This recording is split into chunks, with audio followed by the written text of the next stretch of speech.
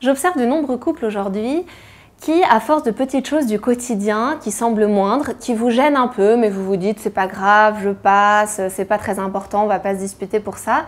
Finalement, on continue, on accumule les frustrations, les déceptions et ça peut aboutir à des gros problèmes, voire à des séparations. Et ce que j'observe, c'est que parfois il suffit de petites choses très concrètes, de petits outils très concrets qui vous aident justement à ne pas passer dessus et à ne pas entretenir ces petites frustrations qui s'accumulent.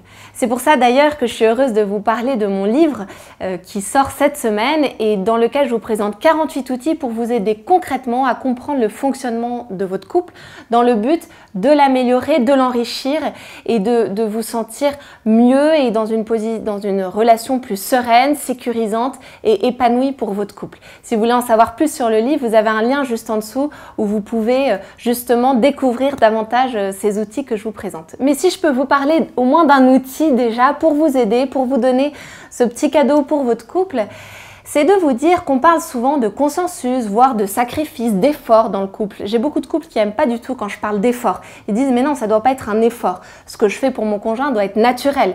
L'effort a quelque chose de négatif.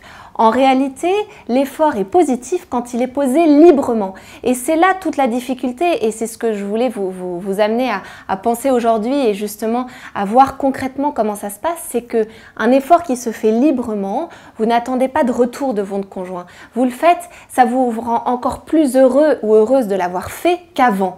Là où l'effort que vous faites, qui n'est pas libre, qui devient une contrainte, vous en voulez à l'autre, vous en voulez à votre conjoint de consciemment ou inconsciemment, vous forcez à le faire. Vous vous sentez presque soumis à l'autre, vous devez renoncer à quelque chose, mais vous le faites uniquement pour l'autre, pas...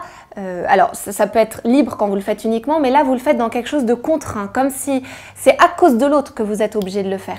Alors qu'en réalité, quand vous êtes en pleine liberté, quand vous n'êtes pas soumis ou soumise, quand vous sentez que vous faites, que c'est un effort qui est fait pour l'autre, vous le faites en fait aussi un peu pour vous dans le sens où vous savez et ça vous rend heureux ou heureuse de rendre heureux l'autre. Et c'est là où la grande différence, c'est d'essayer de vous dire est-ce que je le fais librement ou est-ce que je le fais sous la contrainte. Ça, c'est un petit quelque chose qui vous aide dans la vie de tous les jours, dans ce petit geste que vous faites tous les jours, je sais pas, je vais sortir les poubelles, je mets le couvert, je vais préparer le dîner, je vais m'occuper des enfants. Dans quelle optique je le fais? Si je gère ma vie simplement sous la contrainte, je ne me sens pas libre et ça peut être contre l'autre. Au bout d'un moment, vous allez le reprocher à votre conjoint. Si vous le faites librement, ça va enrichir votre couple.